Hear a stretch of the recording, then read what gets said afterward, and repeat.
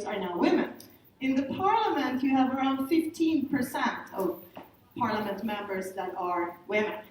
That's not super high. A little bit to work on there. Income is another important thing. The gender pay gap is actually going down. And you know why? Because women have now attained so much higher education levels. So when women enter the workforce, they enter in higher paying jobs simply because they are so qualified. So this gender pay gap, I think, will close itself, with time, with more and more women taking on all these qualified jobs. That's a positive development. Banking is one thing where we see that about 1/3 of Jordanians who have a bank account are women. And to be bankable is, of course, also key to building your own economy. And when you have your own income, you need a bank account. So hopefully here the solution would be mobile banking and more women and men in Jordan having access to banking through their telephones. And this is happening right now quite fast.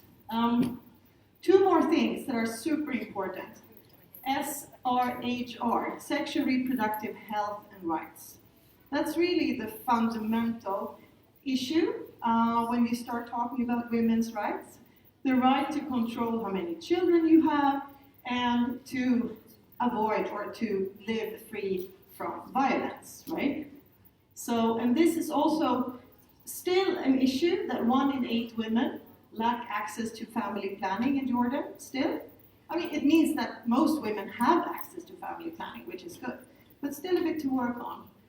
And then we also have this figure about early marriage or child marriage, where 1 in 5 marriages in Jordan today are with a bride, where the bride is younger than 18 years old. And that's not a positive development because it's correlated with that young woman often quitting school before graduation, having children early, and then maybe never joining the labor market. And finally, childcare. This is something Sweden has worked hard on. I'm sure we're going to hear more about that. But it's also an essential thing for mothers to be able to combine work and family life, right? And fathers, for that matter, it's actually their kids too, right? So anyway, these are some of the facts. And 95% of employers still do not offer daycare to staff members with children, although it's stipulated in the labor law that they should. So that's also, it's an implementation issue. It's in the labor law, but it's not implemented. Anyway, that was like a quick start, a little bit of a state of play. So now I think we can change back to the slide with the names of my fabulous panel here.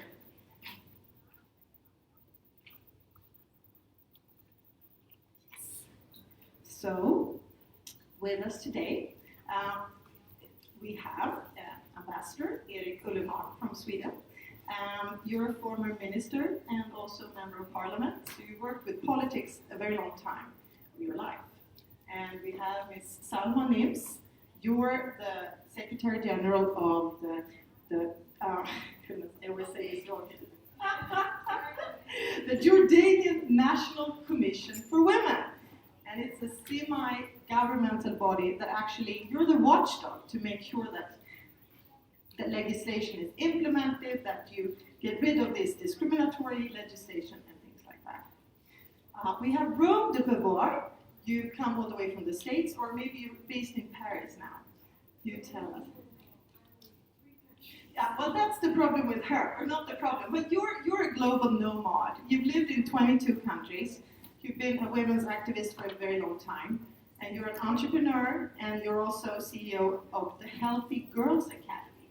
And you're an author. Well, you can help us along with these issues. You have a lot of experience. And then last but not least, we have Rana Sabah. I think a lot of you have seen her or heard her name.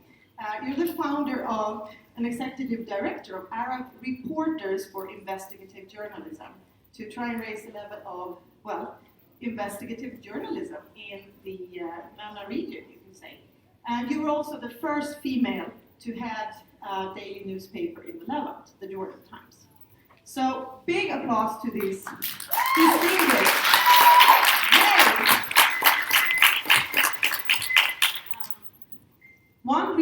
you are here is, of course, because you have a certain power. So we'll talk about that. What does power mean to you, really? And now I hope that this is working, and you'll have to pass it around. Who wants to start?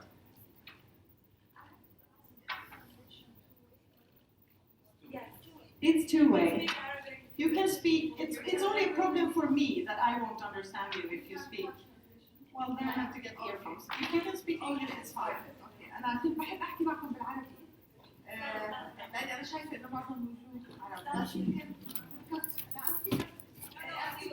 Okay, but I was just telling the youth here that I would have liked to speak to them بالعربي. الموضوع مش سامح اني اقدر احكي معكم بالعربي فاقدر احكي بالانجليزي، بس انا شايفه انه معظمكم مش حاطين سماعات فان شاء الله الترجمه تكون واضحه. الحقيقه مفهوم the concept of power has had lots of definitions over life. It's about how you see power. And to me, it has two different levels. There's a level related to your individual life, yourself, and then to the ability to impact and influence. I am against the concept of power as authority. I'm against the concept of leadership in an authoritarian manner. So power is about being able to influence. But to be able to influence, you have to first have power over decisions related to your life. You have to have the power to make the right choices. You have to have the power to be true to yourself and to your principles. All of these things, if you have them at the personal level in your life, then you will be able to move forward and have some kind of influence at the broader level. Knowledge is power. But we live in a time, and I know Rana is here who can talk a lot about media, but we live in a time when we are hit by information all the time. 90% are lies, and 10% is really knowledge. So we have also to have the responsibility also, in order to gain the right power to make decisions and to make influence, is also to dig into information, not to take information at face value and be able to find the truth and to move forward and use it in order to push for what you believe in and to advocate for what you believe in. And that's very important. And then power is about not being alone. Power is about finding people who believe with you in what you believe in, who you can fight, work together. It's not an individual thing. Individuality makes you weak. You have to have individuality, it has a character. But you really need to realize that you need people around you who believe with you in what you believe. You find the truth and you work together in order to make change. And that is power. I think that sounds very reasonable, actually. Rana, would you like to comment on that? Do you think 90% are lies in Jordan Times? I read it every day. I thought I could trust it. The information channels, not only the The internet is all true, right? Please share. And power in general. Power to you. Definitely, the internet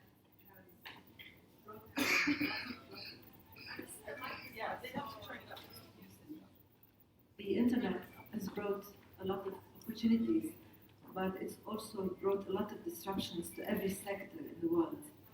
And for us as journalists, as traditional journalists, meaning I'm a journalist who is 55 years old and started working in what we call the traditional journalism. When you had to go out, there was no internet, there was no Facebook, there was no Twitter, so you had to go out, you had to meet people, you had to go into archives and read and read and read. So really we had to work very hard on ourselves to be able to get as close as possible to the truth. There's no ultimate truth.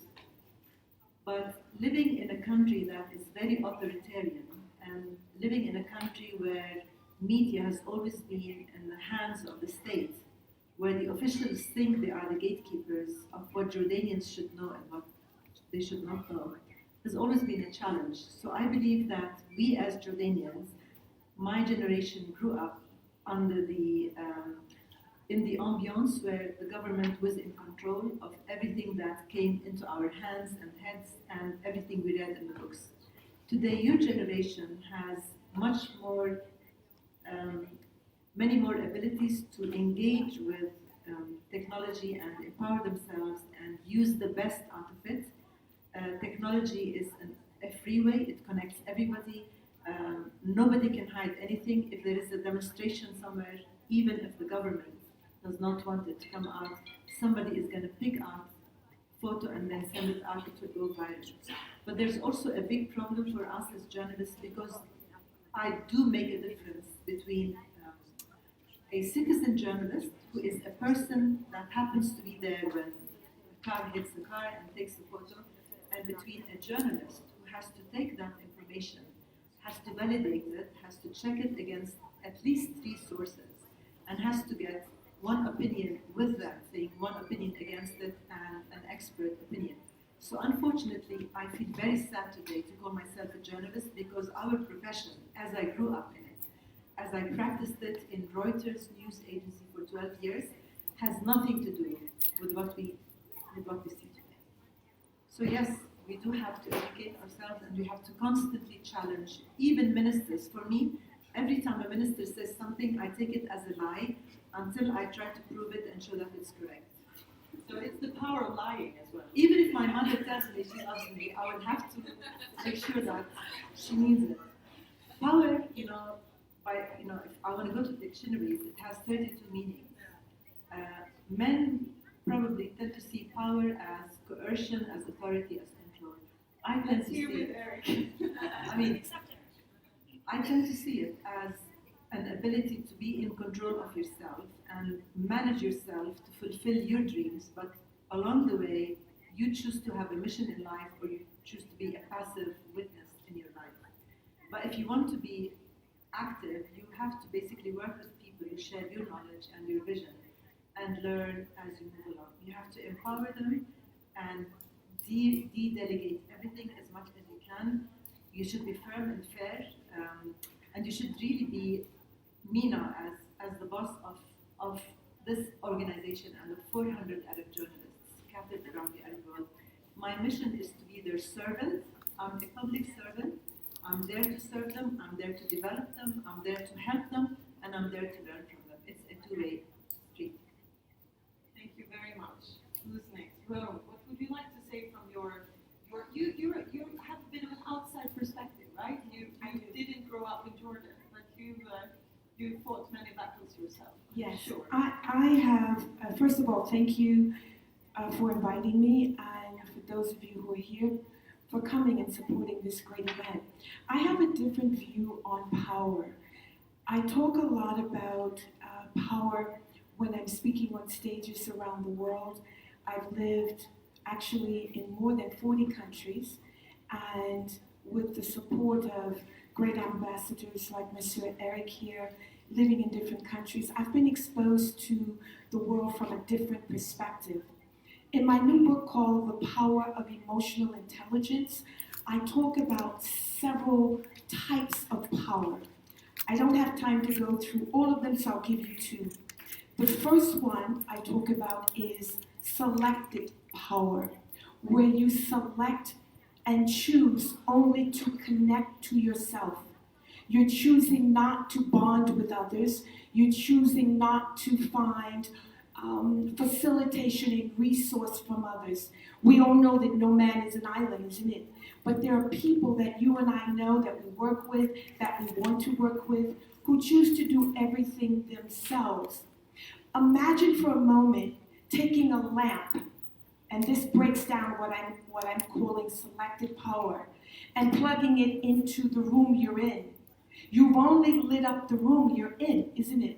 But you've not illuminated the rest of the house. So when you choose to be selective in just using yourself, sometimes when I'm training CEOs back in the States and in France and in Dubai, they say to me, oh, but Rone, I can do it better by myself. If I want to get it done right, I do it myself. And you're probably guilty of saying that. I know I've been guilty of saying that. Well, that's selected power. You can no more illuminate the entire house by yourself than you can that one room. The other is connected power. When we connect with one another. When I lived all over Asia, Singapore, China 3 years, Japan, these are countries that do everything together. In Japan, when I would present to corporations and to the CEO, the chairman, that person wasn't sitting at the head of a square table. It's a round table. And the reason it is a round table is because everybody is the same. Everybody is equal. Everybody contributes to that one cause, to that one solution. Nobody has power over the other.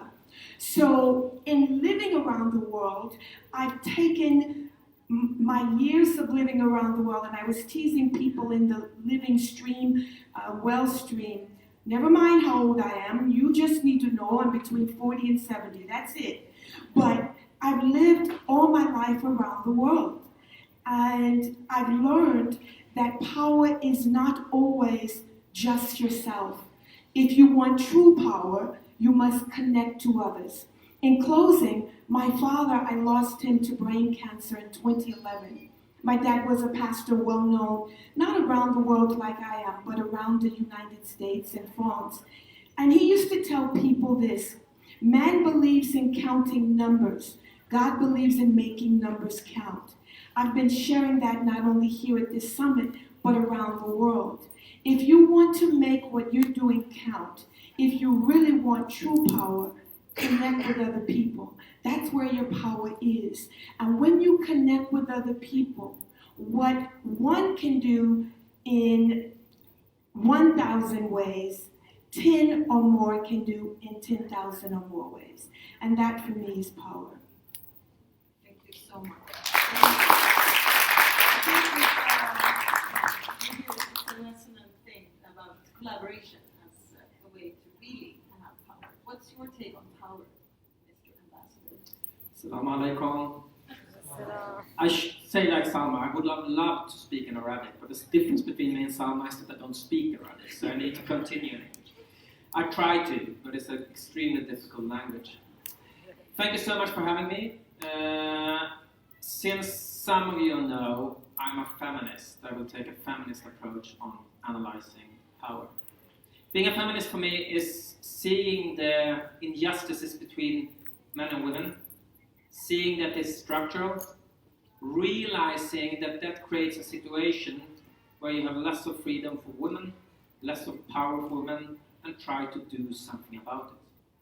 I know that the word feminist in this part of the world is sometimes scary, but it's not rocket science. It's just going around having your gender equality glasses on and think, what kind of power structures do we have, and what can you do about it? When it comes to power, I would go back a little bit to Salma. You have power on different levels. Maybe the most important level for an individual, for a person living in Jordan or Sweden or wherever, is what kind of power do I have in everyday life? When you then go to gender equality, what are the most important things to empower women in the Middle East? The right to decide themselves whom to marry or whom to love. The right to be adult before going into marriage. Power is about money. Sometimes you say cash is king. I used to say cash is queen. The most important thing for empowering women in this region and around the world is their own check to pay bills with. Because that gives you the freedom to make your most important decision yourself. It's power about, as Åsa said, deciding how many kids I want to have, sexual and reproductive SRHR rights that are controversial in this region, but we need to put them on the table because it's giving so many women less power. Women and girls. That's one level. The other level is representation. Who is governing the country? How do you organize together? How do you try to influence society?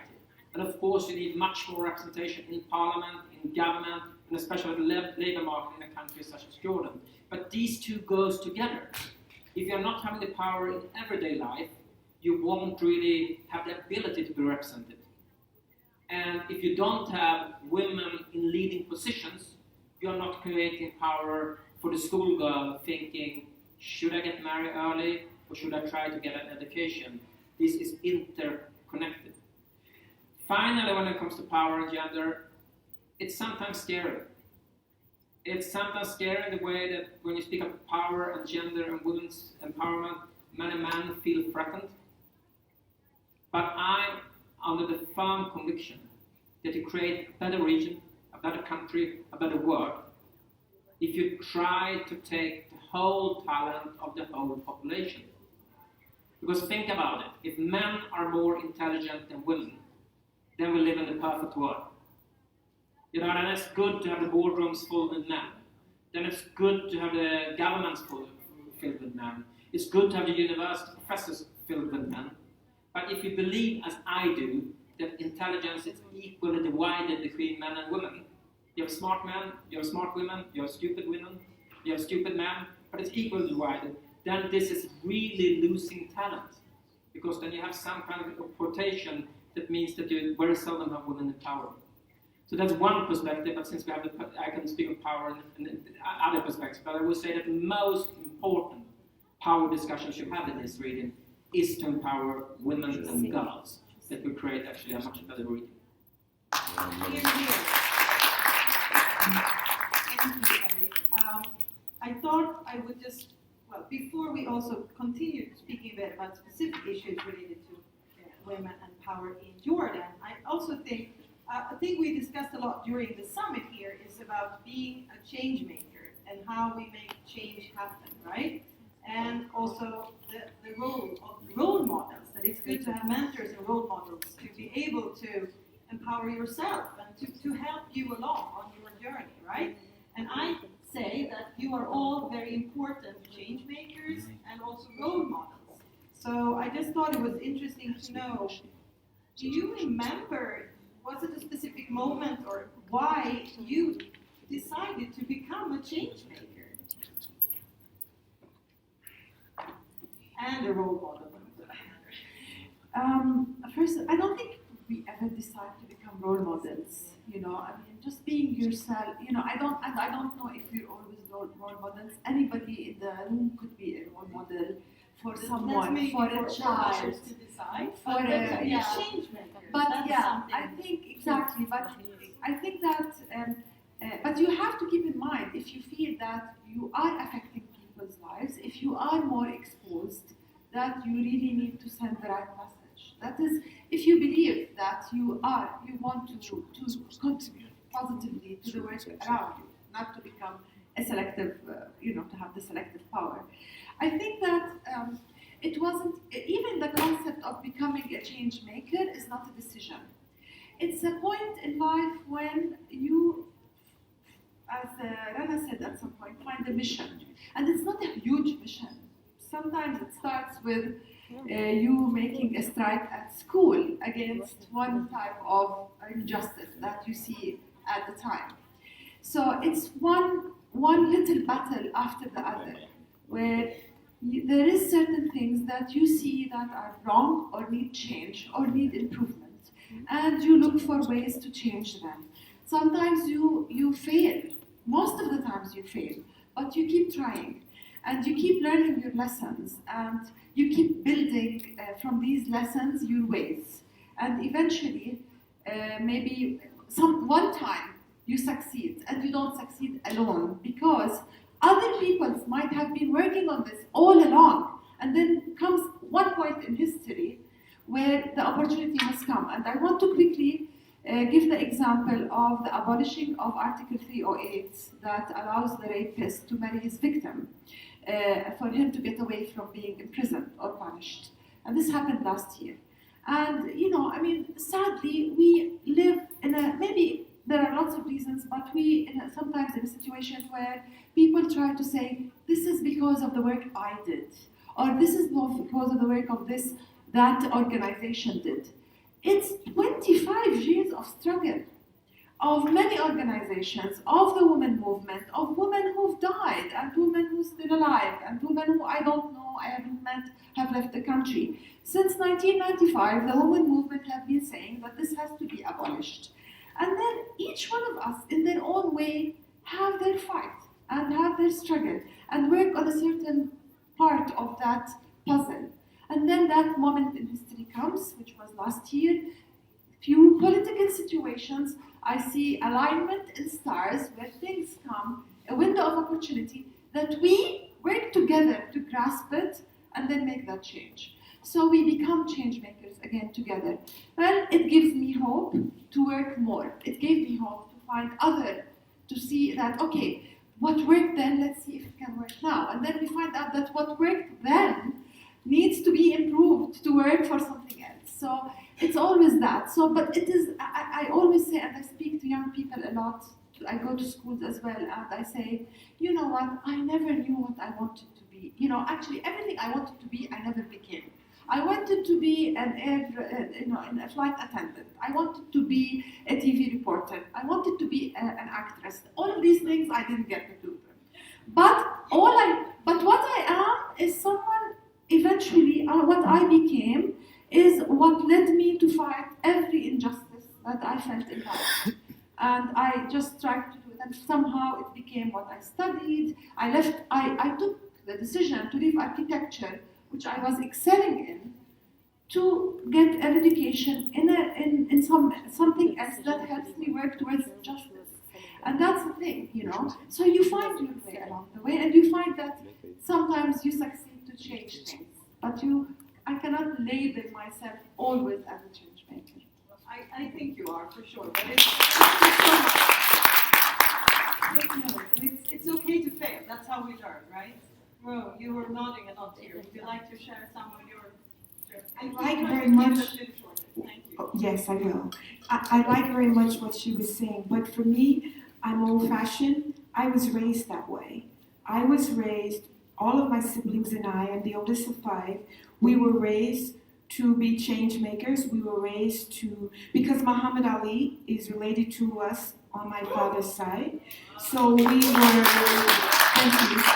raised to, and as I said, my father was a pastor. And we were raised watching my parents, my mother was an educator, doing things to always help other people, trying to make change effective in other people's lives, whether they were poor or whatever the case was. So for me, I'm guilty. I grew up, even today, trying to be a role model. What can I do to add value to someone else's life through the example of my own? I agree with what she's saying. You come across it sometimes in what you do. But in my case, my father demanded it. My mother demanded it. And they demanded that we grow up to achieve things, to represent the community, to represent the church, to represent my family. I come from a family of nobility. It was all about representing and giving good representation.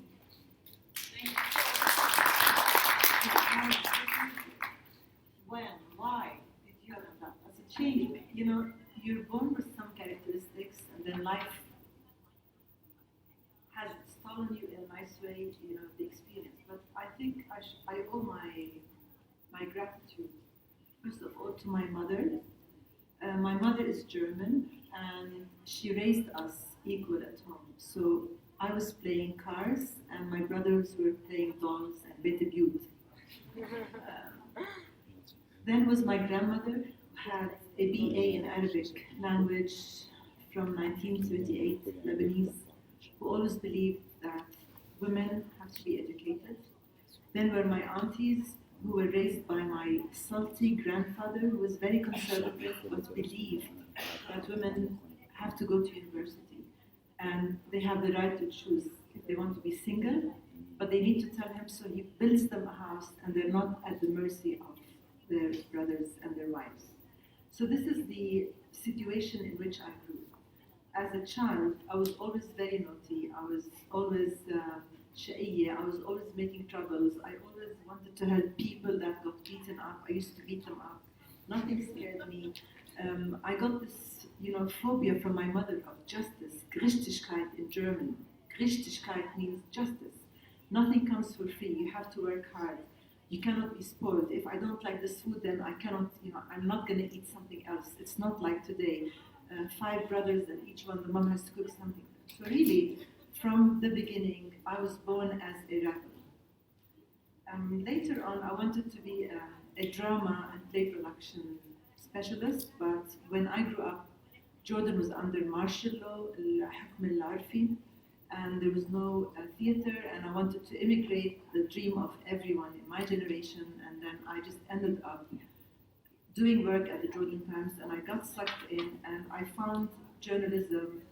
If I am born again, I would choose to be a journalist, because really it's, if you practice it and if you believe in it, and if you are not a corrupt journalist, because there are many fake journalists around us, it's the best job that you can ever have, when you feel like you are empowering people, giving a voice to the voiceless, solving an injustice, and we live constantly in injustices.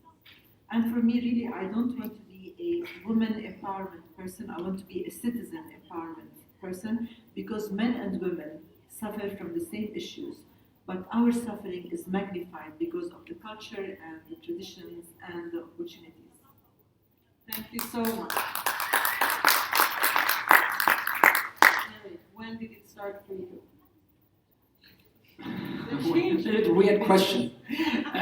When it started for me, the change.